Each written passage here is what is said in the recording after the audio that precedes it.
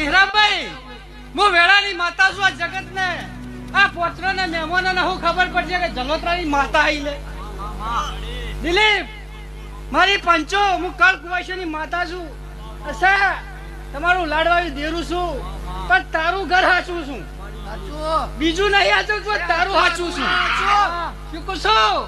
તે મુકા બરોબર ગોગે ધૂળવા આવીશું